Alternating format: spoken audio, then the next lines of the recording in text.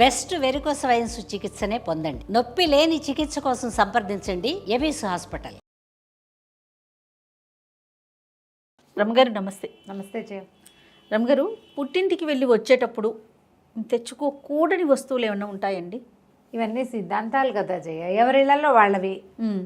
ఒక్కొక్క చోట ఇది సరే అంటారు, ఒక్కొక్క చోట అబ్బాయి అది కాదంటారు. ఓకే. అన్నిటికీ ఒడి నింపేటప్పుడు అరటిపళ్ళు పెట్టకూడదంటారు కొంతమంది, పుచ్చకాయ పెట్టకూడదంటారు కొంతమంది, అది పనికిరాదు. ఈ ప్రాంతాల్లో కొన్ని, ఆ ప్రాంతాల్లో కొన్ని. మీకు తెలిసినవి మీరు అవలంబించేవి ఏమన్నా ఉన్నాయా? ఉంటాయి. జనరల్గా పుట్టేళ్ళ నుంచి కొన్ని తీసుకురాం. మామూలుగా పెళ్ళప్పుడే మనకి రోలు, రోకలి, తిరగలి అలాంటివి ఇస్తారు. అవును.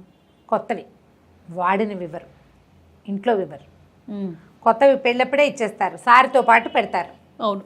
రోలు, రోకలి, తిరగలి, సానా కదా, కొన్ని వస్తువులు పెట్టేస్తారు. చేట, జల్లెడ పెట్టరు. అలాంటివి తెచ్చుకోకూడదు పుట్టింటి నుంచి. చేటలు, జల్లెళ్ళు, ఆ సామాగ్రి, కొలిచే సామాగ్రి ఏది తయారు అంటే బియ్యం కొలిచే డబ్బాలు ఉంటాయి, మరకాలు, మానికలు అవి ఉంటాయి చూసావా, అవి తెచ్చుకోకూడదు. ఓహో. అవి పుట్టిళ్ళల్లో ఇవ్వరు మామూలుగా, మన పెళ్ళిళ్ళప్పుడే. తర్వాత పెళ్ళిళ్ళల్లో గౌరీ పూజ చేస్తారు కదా, ఆ గౌరీదేవిని తెచ్చుకోకూడదు. అమ్మాయికి మనం కాపరాన్ని పంపించేటప్పుడు ఇది ఇస్తారు, కొన్ని దేవతార్చనకి సామాన్లు, దాంట్లో ఒక కొత్త గౌరీదేవిని పెట్టిస్తారు. ఓ. మళ్ళీ లక్ష్మీదేవి విగ్రహాలు అవి ఇవ్వరు పుట్టిళ్ళ నుంచి. అవును. చాలా సాధారణంగా చేస్తారు కదా. అయితే శుక్రవారం పూట కనుక అమ్మాయి పుడితే, శుక్రవారం పుట్టిన అమ్మాయిని తీసుకెళ్ళదలుచుకుంటే పెళ్ళికి అత్తారింటికి పంపించేటప్పుడు అత్తవారితోటి ఓ బంగారం గుమ్మం మీద పెట్టించి గుమ్మం దాటిస్తారు. శుక్రవారం పుట్టిన పిల్ల లక్ష్మీదేవితో సమానమని, ఆ పిల్ల కనుక ఇంట్లో నుంచి వెళ్తే పుట్టింటి లక్ష్మి తొలగిపోతుంది కాబట్టి ఆ అమ్మాయికి బదులుగా ఒక బంగారు రూపాన్ని పెట్టించి చేయిస్తారు. ఇవి కొన్ని చోట్ల ఆచారంగా కనపడుతుంది. అయితే ఈ బంగారం తీసుకోం. ఈ మన పుట్టింటి కాసులు పెడతారు చూడు, పెళ్ళి తర్వాత జరిగే నోములకి, అవి పుట్టింటి వాళ్ళు చాలా చోట్ల పెట్టరు. కాసులు అత్తవారే పెడతారు. లక్ష్మీ కాసు, రూపులు పెడతారు కదా, రూపులు పిల్లైనా కొనుక్కోవాలి, అత్తగారైనా కొనిపెట్టాలి, కానీ తల్లులు కొనిపెట్టకూడదు. ప్రాంతాల్లో ఇవన్నమాట. అక్కడి నుంచి నూనె, ఉప్పు అవి తీసుకెళ్ళకూడదు. అయితే నూనె తీసుకెళ్ళకూడదు, ఉప్పు తీసుకెళ్ళకూడదు. ఊరగాయలు మాత్రం పుట్టింటి నుంచే వస్తాయి. అవును. చాలా ఏళ్ల పాటు మరి పిల్లకి రాదు, పుట్టింటి వాళ్ళు ఇస్తారు. అయితే ఇప్పుడు చూస్తున్నాం పుట్టింటి వాళ్ళు ఇవ్వడం మనకు బాగా తెలుసు. మా అక్కలకి మా అమ్మ ఇస్తూనే ఉండేది. అట్లాగే వాళ్ళు వచ్చి ఇక్కడ పెట్టుకునేవాళ్ళు, ఇది వచ్చేసేవాళ్ళు. అత్తవారింటి నుంచి ఊరగాయలు వచ్చే విధానాలే ఇదివరకు ఉండేవి, అత్తారింట్లో పద్ధతే. క్రమంగా అది కూడా పుట్టింటి వాళ్ళే ఇవ్వాలని ఒక పద్ధతిగా తోసేశారు. మేమ పెడితోటి పెట్టించుకు తెచ్చుకొని పని మానేయడం కోసం, పని మానేయడానికి. అయితే ఇలా ఊరగాయలు అవి తెచ్చుకునేటప్పుడు కూడా ₹1 ఇచ్చి తెచ్చుకోవాలి అని చెప్తారు కొంతమంది. ఓహో. ఒట్టిగా ఎలా పెడతారు, కాయలైనా మనం కొనాలి, నూనె మనం కొనాలి. నూనె, ఉప్పు పుట్టింటివి మన ఇంటికి రాకూడదు, దానివల్ల పుట్టింటికి ఇబ్బందులు వస్తాయి అని మనం ఎవరమైనా అలాగే అనుకుంటాం కదా. ఇప్పుడు పుట్టిల్లు వేరు, అత్తారిల్లు వేరు, ఈ భావాలు ఈనాడు లేవు. ఎందుకంటే ఆడపిల్లలకి సగం ఆస్తి ఇచ్చేస్తున్నారు. అంటే ఆడ మగ సమానమే కదా, ఏముంది పెద్ద ఇందులో, అంత సిద్ధాంతం ఏమీ లేదు. కాకపోతే సిద్ధాంతంగా చేసేటప్పుడు నువ్వులు కానీ పల్లీలు కానీ తెచ్చుకోరు. నూనెలు, పుట్టింట్లో పట్టించిన నూనెలు తీసుకురారు. చేట, జల్లెడ ఇవ్వరు. ఇవి మనకి సాధారణంగా కనపడేవి. కాకపోతే పిల్లలకి, ఆడపిల్లలకి పెళ్ళయ్యాక బంగారం పెట్టరు, మనవరాళ్ళకి పెడతారు. ఇక కూతురికి చేయించరు. నువ్వు చాలా చోట్ల గమనించు. అవును. మనవాళ్ళు పుడితే పిల్లకి పెట్టడము చాలా ఇళ్లల్లో కనపడుతుంది. ఇప్పటికీ పల్లెటూరు పద్ధతులు ఏంటంటే, పిల్ల పెద్దదైతే అంతా మేనమామే జరపాలి. చెవులు కుట్టించడం మేనమామే కుట్టిస్తాడు. ఇది ఎప్పుడంటే అమ్మాయిలకి ఆస్తుల్లో ఏ వాటాలు ఇవ్వని రోజుల్లో ఉండేవేమో అనుకుంటా. కానీ ఈ చెవులు కుట్టించడం మేనమామ కుట్టించాలి, పిల్ల పెద్దదైతే వచ్చి ఓడి వేసి ఫంక్షన్ చేయాలి మేనమామలే. తమిళనాడులో కూడా ఇట్లాగే జరుగుతుంది. మన దగ్గర కూడా మేనమామే అమ్మమ్మలే జరుపుతారు, బంగారం తెచ్చి పెడతారు పిల్లకి. ఇవి కనిపిస్తాయి. కొంచెం మగపిల్లలు మాలాంటి వాళ్ళ ఇళ్లలో అనుకో, ఒడుగులు అవి చేస్తారు మగపిల్లలకి. ఈ ఒడుగు చేసినప్పుడు వాడి చెవులు కుట్టించడం మేనమామే కుట్టించాలి. తర్వాత ఏమో పంచపాత్ర అవి ఇస్తారు, ఒడుగులు వాడు సంధ్యావందనం చేసుకోవడానికి. ఆ పాత్రలు కూడా అమ్మమ్మ మేనమామ వాళ్ళే ఇవ్వాలి, అలాంటివి ఉన్నాయి. ఓకే. వీళ్ళు కొనకన్నా పుట్టింటి వాళ్ళు అవి ఇవ్వచ్చు.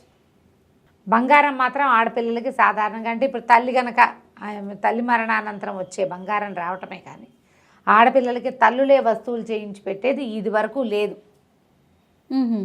ఇచ్చేవాళ్ళు కాదు. బాలతొడుగు పెళ్లిలో ఏమి ఇచ్చారు ఇంకంతే, ఇచ్చేవాళ్ళు కాదు.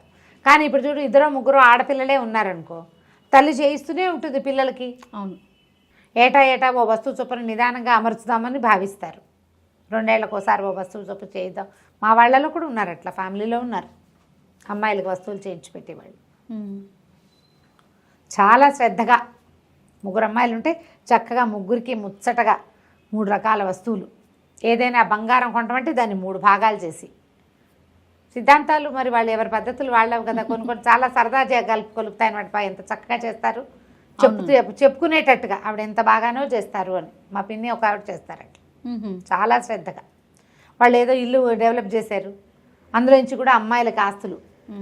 మరి ఇప్పుడు ఈ కాలం మారింది కదా, అప్పుడు ఇంకా పుట్టిన నుంచి తేకూడదు అలాంటివి అయితే ఉండవు. కాకపోతే ఏంటంటే ఈ పాతకాలపు కన్జర్వేటివ్ విధానాల్లో మాత్రం ఇందాక మనం చెప్పుకునే లిస్ట్ అంతా మాత్రం పుట్టింటి నుంచి తెచ్చుకోకూడదు. పెళ్ళప్పుడే మంచాలు ఇస్తారు. అవును. తర్వాత మళ్ళీ చంటిపిల్లకు మంచం అని ఇస్తారు, చంటిపిల్ల సారతో పాటు. ఇంకా తర్వాత పుట్టింట్లో వాడిన మంచాన్ని తెచ్చుకోకూడదని సిద్ధాంతం. వాడబడుతున్న వస్తువుల్ని తేకూడదు.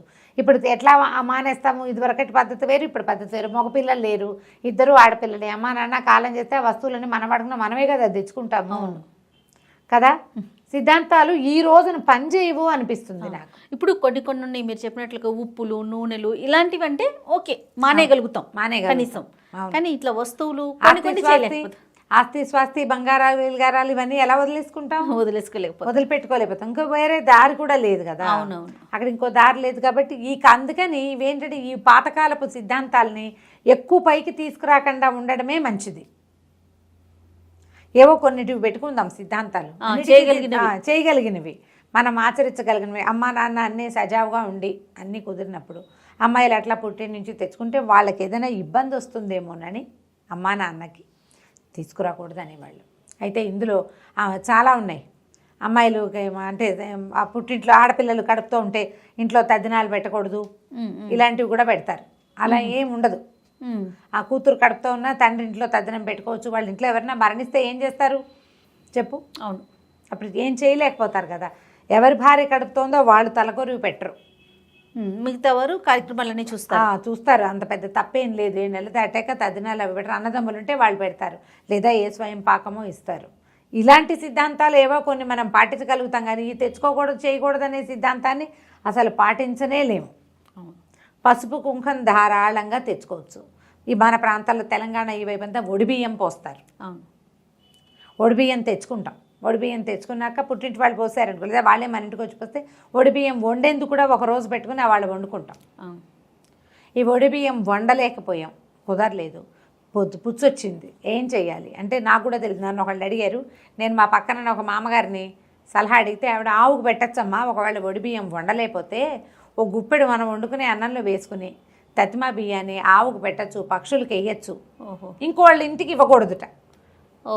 జంతువులకి పెట్టచ్చు, ఆవుకు పెట్టుకోవచ్చు. ఇంకా మరి ఏం చేస్తాము, గొడ్లకి పెట్టచ్చు, అంత తప్పేమీ లేదు. ఇలా అంటే చెయ్యలేకపోతే ప్రయత్నం చేయాలట. ఎలా అమ్మాయి బాగా గోరి ఒడిబియ్యం పోస్తారు, పుట్టింటి బాగా గోరి ఒడిబియ్యం వండాలట. అది దాని సిద్ధాంతం. మా ఫ్రెండ్స్లో కూడా కొంతమంది ఒడిబియ్యం పోసినప్పుడు ఒక ప్రోగ్రాం కింద పిలుస్తారు, మళ్ళీ వండుతున్నా అని ఇంకో ప్రోగ్రాం కింద పుట్టింటి వాళ్ళని పిలుచుకుంటారు అందరినీ. అదే పాయసం కలిసి ఉండటానికి పెట్టినవే కదా రమ్మగారు ఇవన్నీ కూడా ప్రధానంగా. అవును, ప్రధానంగా ఒకళ్ళతో ఒకళ్ళు సోషలైజ్డ్గా ఉండటం కోసం పెట్టిన సిద్ధాంతాలు కొన్ని. కాబట్టి బియ్యము, ఒడిగంటి బియ్యము ఇవన్నీ చక్కగా తెచ్చుకోవచ్చు. జనరల్గా ఏంటంటే పుట్టింటి నుంచి ముళ్ళ చెట్లు అవి తెచ్చుకోకూడదంట. గోరింటి చెట్టు ముళ్ళము పుట్టింటి నుంచి తేవచ్చా అని కూడా అడిగారు ఒకరు నన్ను. తెచ్చుకోకూడదంటారా? నేను మీ అమ్మ ఏమైనా కన్నదే ఆ గోరింటి చెట్టుని ఎక్కడో ఒక రెమ తెచ్చి ఈ పిల్లే పాత పెట్టిందిట వాళ్ళ ఇంట్లో. అది పెద్దదైంది, మళ్ళీ 3-4 రెమ్మలు పెడితే వచ్చింది. దానికి కూడా ఎందుకు ప్రశ్నలు వేస్తాము? పుట్టి నుంచి తులసమ్మని తెచ్చుకోవచ్చా? తెచ్చుకోవచ్చు. తులసి తెచ్చుకోవచ్చు, మొక్కలు తెచ్చుకోవచ్చు, విత్తనాలు తెచ్చుకోవచ్చు. ఇంకా మాట్లాడుకుంటూ పోతే ప్రతి దగ్గర అనుమానం వస్తుంది కదా, ప్రతి అనుమానమే. తులసమ్మని పెట్టచ్చా? తులసమ్మ అంటే ఇప్పుడు అమ్మ కాదు, తులసి చెట్టు. నువ్వు పూజ చేస్తే తులసమ్మ పాయింట్ అర్థమైందా? ఇప్పుడు 100 మొక్కలు వస్తాయి. ఆ మొక్కను నువ్వు ఒక కుండీలో పెట్టి ఆ కుండీకి పసుపు రాసి బొట్టెట్టి నువ్వు రోజు హారతిస్తే ఒక దాని మీద ఏదైనా అక్షింతలు వేసి పువ్వు వేసి పూజ చేసుకుంటున్నావు అనుకో, రోజు నైవేద్యం పెడితే ఆవిడ తులసమ్మ. అమ్మని చేస్తే నువ్వు అలా కాకుండా తులసి మొక్కలుగా ఉంచితే దానికి ఆ భయము లేదు, అనుమానం లేదు. ఆ కోట్ల నుంచి తీసుకోవచ్చు. వాళ్ళు పూజ చేసుకుంటున్నారు కదా, మేము పూజ చేసుకునే దేవుడిని నువ్వు ఎలా తెచ్చేస్తావు? అలా తేకూడదు. పక్క కుండీల్లో పడి వచ్చినా ఏమనుకో మొక్కలు తెచ్చుకోవచ్చు, చక్కగా తెచ్చుకోవచ్చు, పిల్లలకి ఇవ్వచ్చు. నేనైతే మా ఇంటికి వచ్చిన వాళ్ళందరికీ తలా ఒక తులసి మొక్క తీసి ఇచ్చేస్తుంటా. అవును, అందరికీ ఇచ్చేస్తాను. నీకు కూడా పట్టుకొచ్చాను. అదే మనకేం అభ్యంతరం లేదు. పూజ చేసే తులసి చెట్టు పూజ చేసే దేవుడిలాగా. అంతే. తులసమ్మకి ఏమీ లేదు. తులసమ్మ వాడిపోతే ఎప్పుడు పెట్టాలి, అవి కూడా బోల్డ్ అని డౌట్లు వస్తాయి. మా అమ్మతో పెట్టించచ్చా, నేను పెట్టుకోవచ్చా, పిచ్చి పిచ్చి డౌట్లు. మీరు భయపడుతుంటే అన్నిటికీ భయంగానే ఉంటుంది. పుట్టింటిని చెడగొట్టుకోకండి. ప్రధానంగా అది సంబంధ బాంధవ్యాలు ఉంచుకోండి. ఒక అన్నయ్యో, ఒక తమ్ముడో, ఒక అక్కయ్యో ఉంటే, ఒక చెల్లిలో, అంతే కదా ఉంటాం. వీళ్ళతోటి ఈ సిద్ధాంతాలకు ఏముంది? అవును, సిద్ధాంతం నువ్వు పాటిస్తే సిద్ధాంతం, పాటించకపోతే రాద్ధాంతం. ఏమీ లేదు అక్కడ. అవును, ఏమీ లేదు. మనం ఉంచుకోవాల్సింది మనుషుల్ని. వస్తువులు, విషయాలు వీటికి ఇంపార్టెన్స్ ఖచ్చితంగా ఉంది, కానీ మనుషుల్ని మించి కాదు. ఎస్, కరెక్ట్ చెప్పారు అమ్మగారు కదా. కాబట్టి ముందు మనుషులకి ఇంపార్టెన్స్ ఇవ్వండి.